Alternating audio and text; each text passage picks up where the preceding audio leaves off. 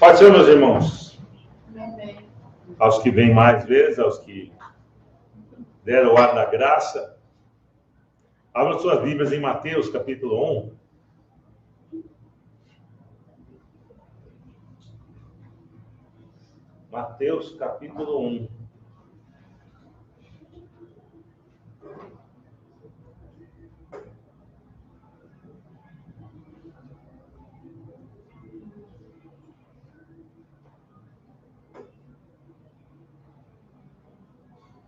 Chegando em dezembro, hoje é dia 5, né? Daqui 20 dias celebraremos o evento cristão, o maior evento cristão da humanidade, que é a celebração do nascimento de Cristo. A gente sabe que Jesus nasceu dia 25 de dezembro, mas é bom que haja um dia que se comemora, né? A gente comemora tantas coisas sem muitas necessidades de comemoração, né?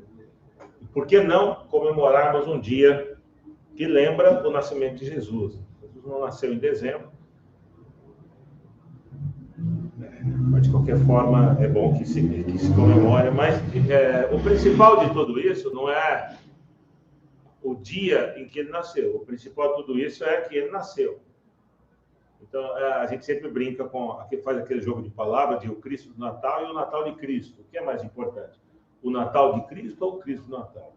Obviamente, o mais importante é o Cristo do Natal, certo? Nós somos chamados de cristãos. O cristianismo hoje é talvez uma das maiores, está entre as 3 maiores religiões da humanidade.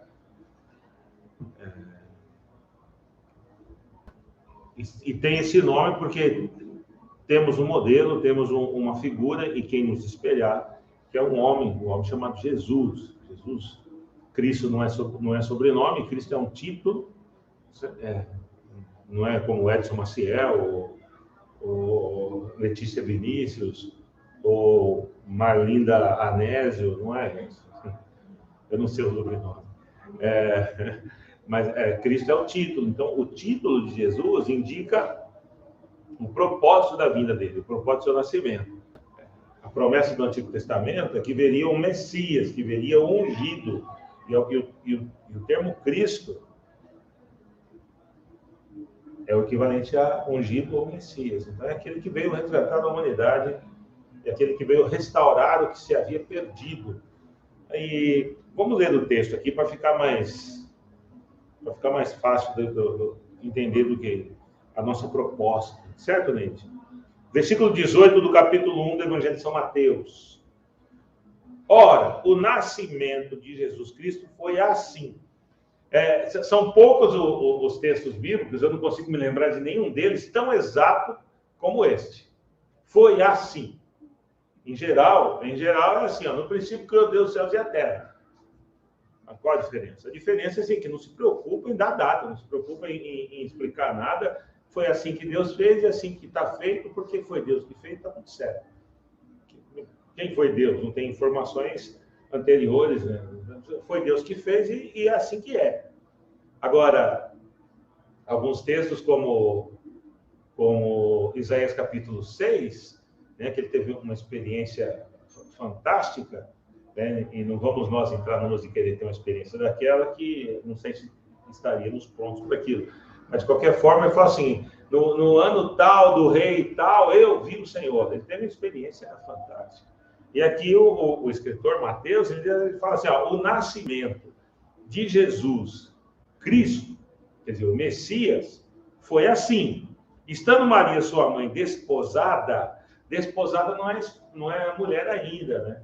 Desposada, hoje a gente tem aquele lance da minha esposa, né? Eu acho até bonito e falo também para seguir o protocolo, mas de qualquer forma não é esposa, né? A Neide não é a minha esposa, a Neide é minha mulher.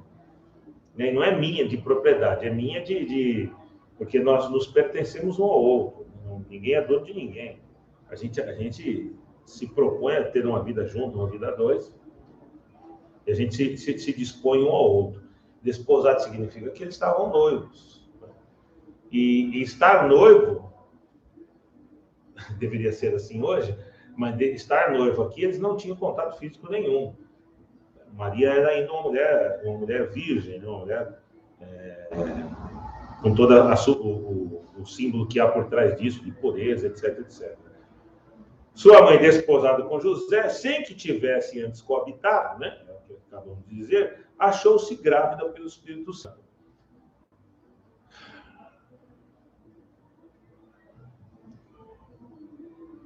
O processo de redenção, Letícia, eu cheguei a chamar de Santa Lé. O processo de redenção, o que é redenção? Redenção significa comprar mediante um preço. Remir ou redimir, são termos correlatos. Então, na história da salvação, a revelação acontece, e enquanto a revelação acontece, o processo de redenção ocorre. Mas o processo de redenção só ocorre para aqueles que entendem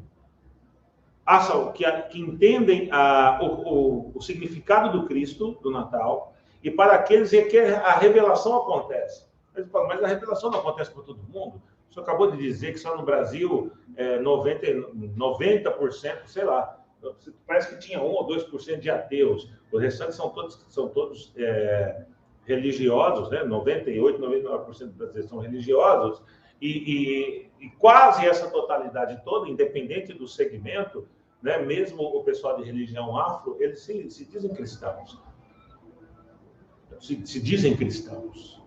E eu não estou aqui para duvidar do que dizem, eu só estou querendo pontuar uma situação. Estou só querendo pontuar uma situação. A revelação, quando acontece, quando a gente se identifica com o Cristo, quando o Cristo se revela para você, para mim, ou para qualquer um de nós, para nós que aqui estamos, ou para quem está nos assistindo, ou há de nos assistir, quando esta revelação acontece, a redenção ocorre, não antes.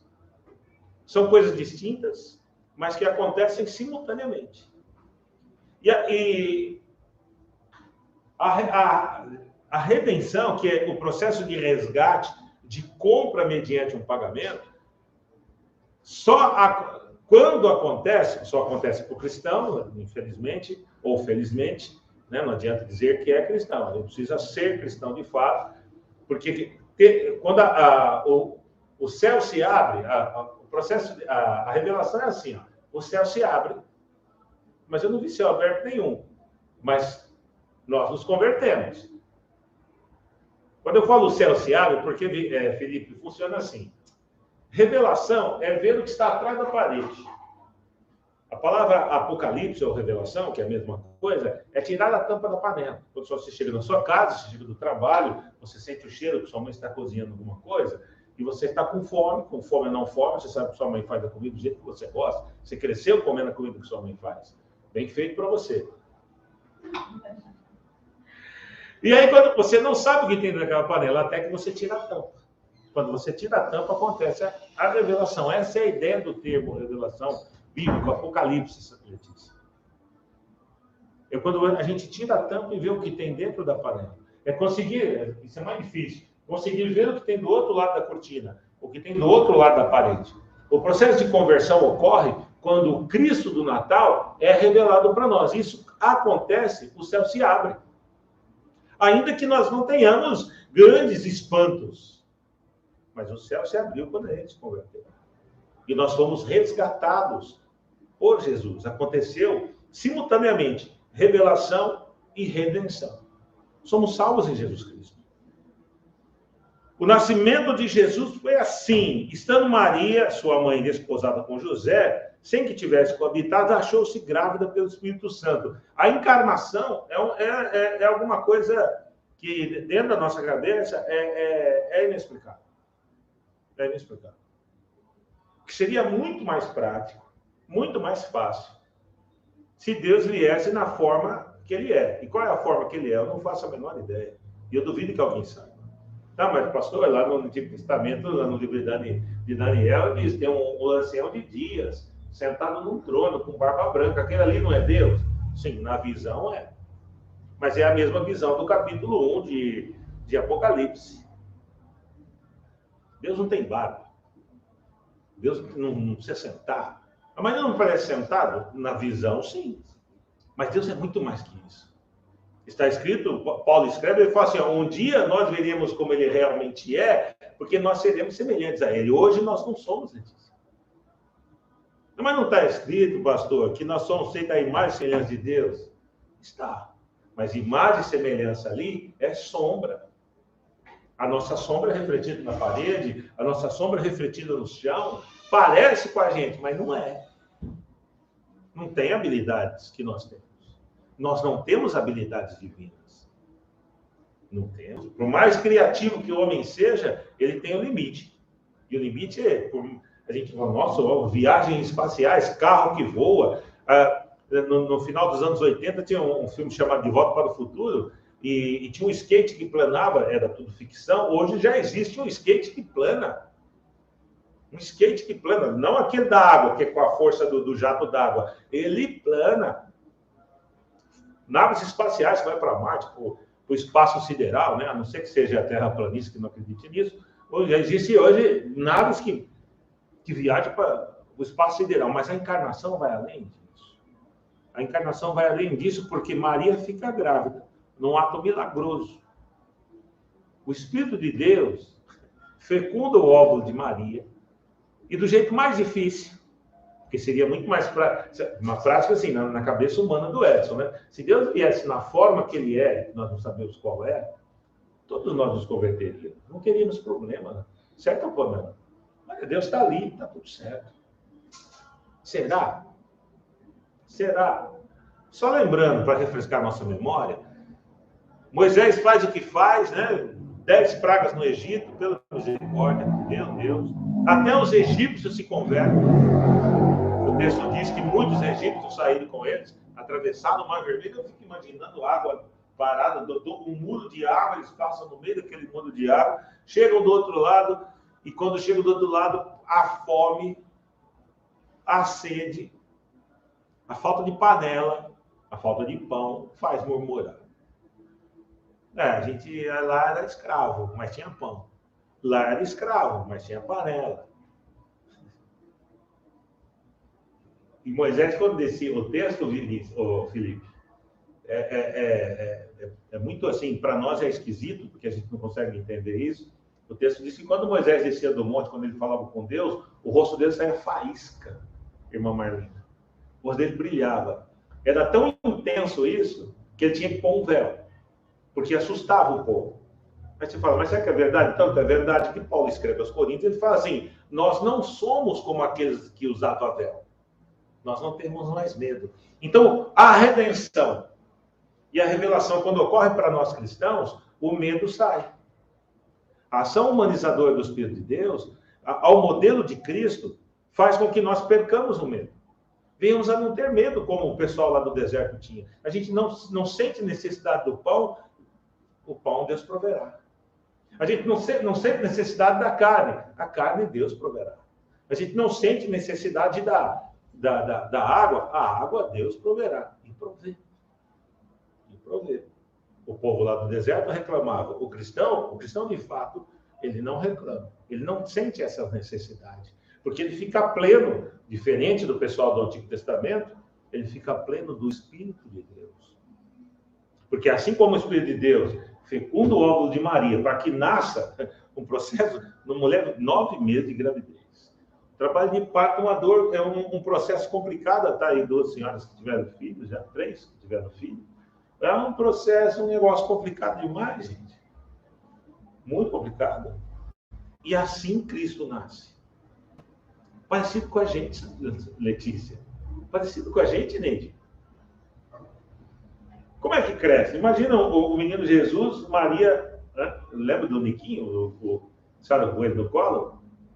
Imagina Maria, Pamela, segurando o bebê Jesus. É tão intensa essa verdade, essa realidade bíblica, que quando o bebê, teve que passar um pouco de 8 dias, mas quando chegou o prazo de levar o tempo para a apresentação, Ana, quando pega o bebê, profetiza. Isso é narrado no Evangelho de Lucas. Teve um profeta que pega o bebê e fala, agora eu posso morrer em paz. Meus olhos contemplaram o Salvador. Imagina um negócio desse. Eu posso morrer agora, porque os meus olhos contemplaram o Salvador. Não existe satisfação maior, não existe estado de felicidade, porque felicidade de ter coisas é transitório, certo? felicidade do bom emprego, do carro, sei lá, da roupa nova, da camisa, do colarinho clerical.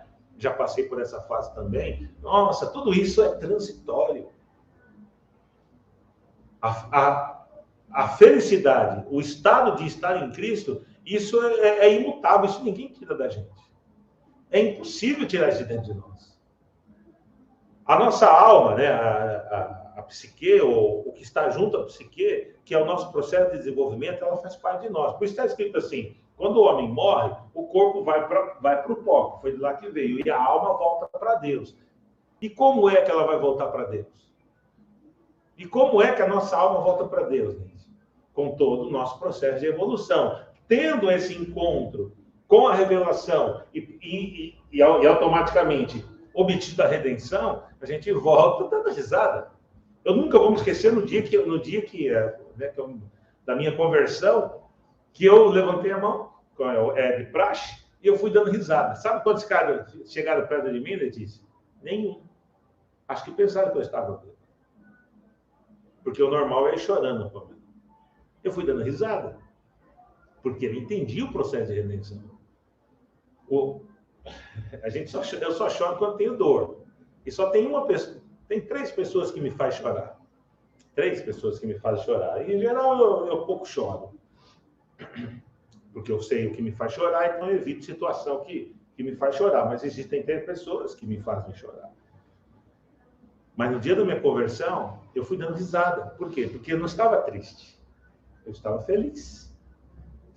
Converter-se a Cristo, ter um encontro com Cristo, entender no plano de salvação de Deus, ver o céu aberto, que é a revelação, e automaticamente entender que os medos cessaram, isso é motivo de riso. Por isso, regozijai-vos sempre. É o que está escrito, regozijai-vos, que é o gozo repetido, regozijai-vos. É o gozo repetido. É mais do que a alegria de um bom filme, de um bom desenho. Eu dou muita risada com o Nicolas, o menino ele sabe o que ele faz assim? Eu tive uma ideia. Um moleque de 2 anos, pô. Ele fala assim, eu tive uma ideia. Aí eu falo, qual? Vamos brincar de carrinho? Adivinha se eu não dou risada até umas horas. Mas passa. Feliz ou infelizmente, passa. Aquela alegria, aí vamos fazer de novo, aí ele fala assim para mim, não, chega. Mas a alegria da salvação, a encarnação do Cristo, isso é imutável, isso é intransferível, a gente não consegue fazer com que o outro sinta o que a gente sente, a gente não consegue fazer com que o outro veja o que a gente vê, a gente não consegue fazer que as experiências que passamos ou que venhamos a ter, que outras pessoas têm. Por isso a gente tem que ter muito cuidado de falar, faz assim porque comigo deu certo. As coisas não funcionam assim. Cada um de nós tem uma experiência com Cristo. Cada um de nós tem uma experiência no ato da conversão, né? Vamos lá. Verso 19. Mas José, seu esposo, sendo justo, não querendo infamar é falar mal, né? Mas agora eu fico imaginando uma moça de aproximadamente, ela tinha menos de 20, tá? Maria, que era muito jovem. Parece que ela tinha menos de 20 anos. Ela chega para José, que já tinha mais de 30, e fala, estou grávida. Ele fala, está grávida? Só que o texto diz que ele era um homem justo. Se ele leva ao conhecimento dos familiares de Maria, e leva ao conhecimento da sinagoga, Maria seria desprezada, não sei se ela seria apedrejada, porque nesse período do Império Romano já não podia matar ninguém apedrejado, né? Não podia mais. Seria um problema. Não sei no caso que fizeram com Estevão, mas falei Estevão, é que ali foi linchamento, e quando é caso de linchamento, mesmo hoje, né, a polícia não prende ninguém porque é tumulto público, né? Mas Maria deveria ser, se José a denuncia para a sinagoga, ela muito provavelmente deveria, de acordo com a lei, ser apedrejada, não ia acontecer. Mas ela seria desprezada eternamente. Mas José, um homem bom, muito bom. Ele ia deixá-la em secreto, para não falar mal. Então, há muitas lições que a gente poderia ter de José, né? Eu brinco, né? Eu sempre brinco quando as pessoas chegam e falam: que pena você chegou, a gente estava falando mal de você. E só dá para falar mal da pessoa quando ela não está perto. Lógico, não está falando mal de ninguém. É só uma brincadeira besta. Mas falar mal do outro parece que são as coisas que mais ocupam o nosso tempo, né? Parece que é o que mais ocupa o nosso dia a dia é falar do outro, é lembrar da existência do outro. Parece que com isso, quando a gente destaca uma qualidade que para nós é negativa do outro, parece que aquilo tem por um objetivo principal esconder a nossa, esconder nossas deficiências, né? Mas José, ele vai contra o que lhe podia lhe beneficiar e ele deixava secretamente. Ela fala: estou grávida, e não é seu, nunca tiveram nenhum tipo de relacionamento, contato físico. Ele ia deixá-la secretamente. Mas aí acontece outro milagre. Vamos lá, verso 20. Enquanto ponderava, imagina uma coisa dessa. O que é ponderar, irmã Marlinda? É pensar repetidas vezes, é avaliar a situação, é buscar aso, ou como diriam os advogados, dirimir sobre o assunto. Enquanto ponderava nestas coisas, eis que lhe apareceu em sonho um anjo do Senhor, dizendo: José, filho de Davi, não temas receber Maria, tua mulher, porque o que dela foi gerado é do Espírito Santo. Até o termo Espírito Santo para José deve ter sido estranho, porque eles judeu não acredita na Trindade. Ele falou, na cabeça de um judeu, o Espírito Santo é o próprio Deus. Não tem distinção de Pai, Filho e Espírito Santo. Então, quando o anjo fala é do Espírito Santo, ele... Poxa. E o que nela foi gerado é o Espírito Santo. Ela dará à luz a um filho. Ele porás o nome de Jesus.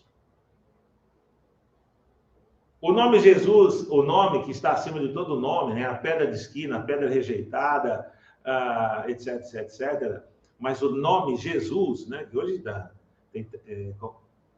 com esses 5 minutos de fama que todos nós temos, né, graças às redes sociais, né, a gente ouve e assiste tantas coisas, e graças a Deus não somos surdos, podemos ouvir um monte de bobagem. O nome de Jesus não é Jesus, obviamente, certo? O anjo não falou em português, o anjo falou em hebraico ou em aramaico. E o nome que revelado é Yehoshua ou Yeshua. Então, quando o anjo fala com José, ele não fala o nome dele, ele não está falando como eu. Para vocês me entenderem, eu tenho que falar em língua portuguesa.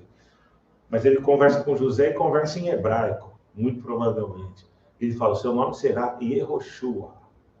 E a palavra Yehoshua é uma palavra justaposta, né? Tem prefixo, sufixo e um núcleo. Significa a salvação que vem de Javé ou de Jeová. Então, o homem, esse menino, esse embrião que estava dentro do ventre de Maria, que ainda estava se formando, ele seria o salvador de nós todos. Ele seria a representação viva de Deus entre nós. Por isso ele diz no verso 23, que o nome dele seria Emanuel antes. Então, assim, sempre que a gente lembra, eu estou terminando, tá? Sempre que a gente olha para Jesus, nós vemos Deus nele. Por isso que ele fala: eu e o Pai somos um, ninguém vem ao Pai. Não fala vai. Ele fala: ninguém vem ao Pai a não ser por mim. Eu sou o caminho, a verdade e a vida. Então, assim, se nós pretendemos e temos por objetivo ter um encontro com Deus, com Javé, com Jeová, ou Yavé, sei lá como manda, né? Nós precisamos ter esse encontro com Jesus. Se faz tempo que o céu não se abre para nós, está na hora de a gente orar um pouco mais. Se faz tempo que o céu não se abre para nós, está na hora de a gente fazer pelo menos um jejum. Quanto faz tempo que não jejua? Se faz tempo que o céu não se abre para nós, eu não sou muito de campanha, dessa coisa de propósito, mas nós precisamos um propósito conosco, não com coisas. Vou fazer um propósito com coisas. Não. Faça um propósito consigo mesmo. Vou orar um pouco mais. Vou jejuar pelo menos uma vez por semana, uma vez aqui por 15 dias, uma vez aqui por mês. Nós precisamos ter um devocional. Nós precisamos ter experiências com Cristo. Vida cristã, irmãos, é experiência, é empírico.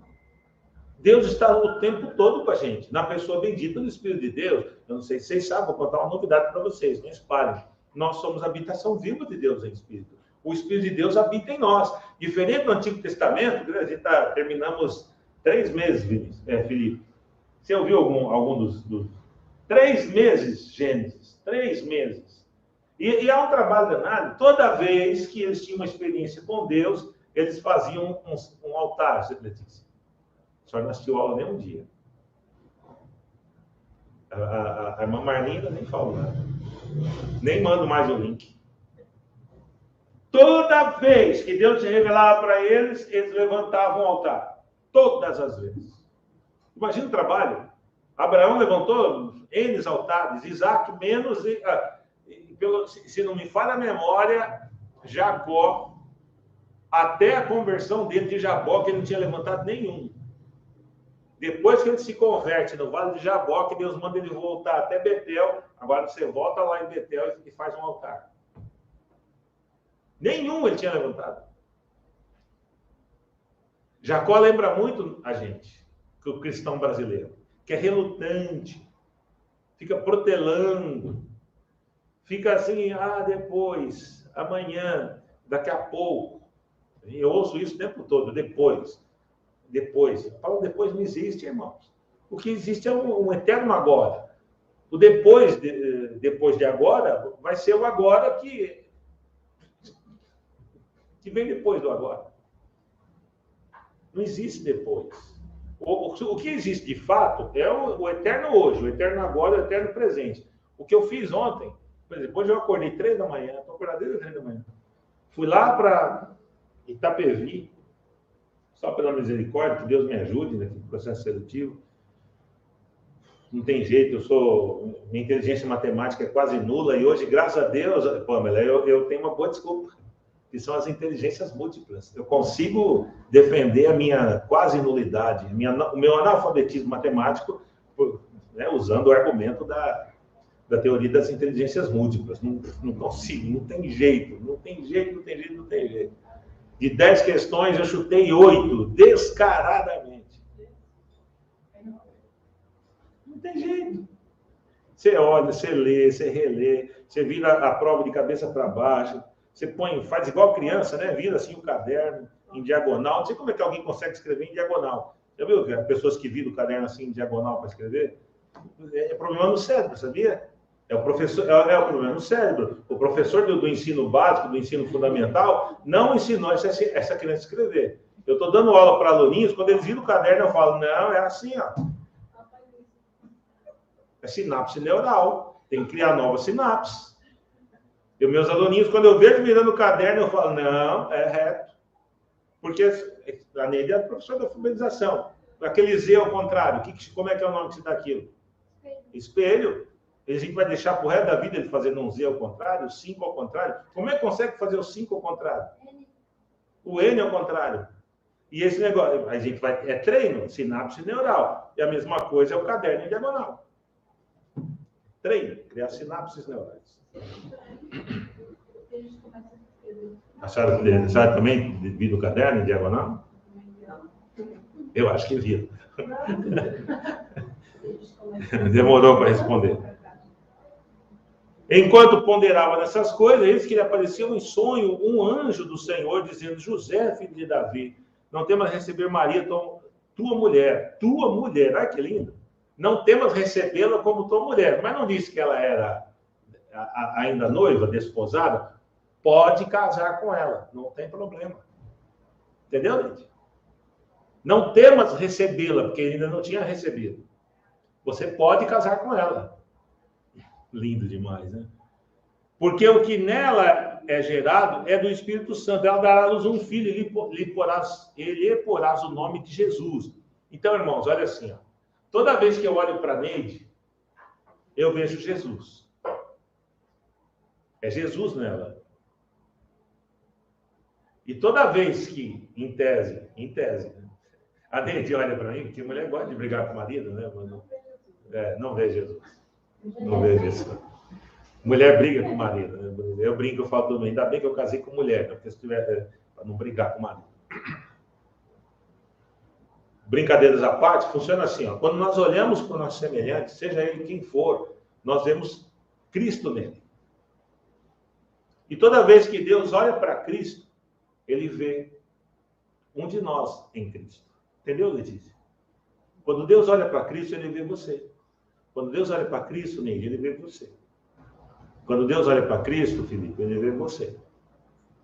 Porque o nosso modelo é o Cristo. Então, quando nós olhamos uns para os outros, nós deveríamos ver Cristo em nós, ou representado no semelhante. A diferença é que Deus, quando olha, ele não vê Cristo, ele vê nós. Ele vê a gente. E toda vez que clamamos o nome de Jesus, Yehoshua, a salvação que vem de Jeová, Deus move-se no seu trono em nosso favor. Não há necessidade nenhuma de termos medo ou receio de Deus, como Jacó tinha, como muitos personagens bíblicos tinham. Jacó morria de medo de Deus. Aliás, Jacó morria de medo de tudo, né? Tinha medo de Labão, tinha medo das mulheres, também foi arrumar 4 mulheres, tinha medo das mulheres, tinha medo dos filhos. E ele se converte em Jaboque, e Deus, quando ele se converte, Deus vai agora, você volta lá em Betel e levanta um altar. É o primeiro altar que ele levanta. Ele só levanta esse altar cerca de... Tinha aproximadamente mais de 30, menos de 50 anos de idade. A vida toda relutante, a vida toda protelando a conversão, a vida toda protelando o encontro com Deus. E ele via coisas. Ele no final da vida, quando ele abençoa lá no capítulo, se eu não me engano, capítulo 48 ou 49 de Gênesis, quando ele abençoa José, ele fala assim: o anjo que sempre me acompanhou. Ninguém via esse anjo, só ele. Quando vocês lerem a passagem de Jaboque, prestem atenção. Ele levanta de madrugada e fala para as mulheres: pega as crianças, atravessa. Jaboque tinha um vale ali, era um rio, e na parte mais rasa ele falou: atravessa todo mundo para o outro lado. Os funcionários tinham empregado, um monte de rebanho, camelo, vaca, um monte de animal, vai todo mundo para lá de lá. E ele fica ali. O texto é esquisito, humanamente falando, porque depois que todo mundo passa para o outro lado, ele sai, usando a linguagem popular, ele sai na mão com o homem. Tem um homem ali. Ninguém viu esse homem, só ele via. E não era um ser espiritual, era um homem real, um homem de verdade. Que não dá para pegar num ser espiritual, certo? Como é que se pega um ser espiritual? O próprio Jesus deixa claro isso em Lucas 24. Ele fala: tem comida? Estou com fome. Toque em mim. Olha aqui o sinal. Aqui, ó, o prego. Olha aqui no lado o sinal da lança. Espírito não tem carne. Ora, se Jacó lutou com esse ser, significa que esse ser era um ser de carne e osso. É simples demais. O que eu gostaria de destacar, para a gente encerrar, é assim: o Cristo do Natal se revela para nós em todo momento. O tempo todo. Apesar de todas as nossas dificuldades, apesar de todos os nossos temores, né? E é bom que venhamos a ter, porque quando a gente é autosseguro, né? Quando a gente é seguro demais, quando a gente se considera forte demais, a gente tende a não esperar no outro, a não contar com ninguém. Eu estava num local outro dia fazendo um trabalho de capelania. Infelizmente, a correria do dia a dia fez com que eu abandonasse esse trabalho. E eu vi um pastor falando que maldito o homem que confia no homem, usando um texto fora do contexto. Quando o texto diz maldito o homem que confia no homem, não significa que eu não devo confiar em vocês, ou que eu não devo confiar nas pessoas. A sequência é: maldito o homem que confia no homem, que faz do seu braço a sua força. Ora, então, maldito o homem que confia no homem, é maldito o homem que confia em si mesmo. Eu preciso confiar em vocês. E eu preciso que vocês confiem em mim. Porque toda vez que eu olho para vocês, eu vejo Cristo em vocês. E eu gostaria que quando vocês olhassem para mim, vocês vissem Cristo. Porque Cristo revela-se no nosso dia a dia nas pessoas. Quando a gente vê um morador de rua, é Cristo naquela pessoa. Quando a gente vê né, o prefeito da nossa cidade, né, apesar de ter aumentado hoje de R$ 4,40 para R$ 5,00, em tese a gente vê Cristo nessa figura. Né? Em tese. Se é de fato, não sei, mas o cristão sempre espera e sempre enxerga o melhor no outro. O Cristo do Natal nasce em nossos corações. Daqui a 20 dias vamos comemorar esse Natal com bastante fervor, com bastante alegria. E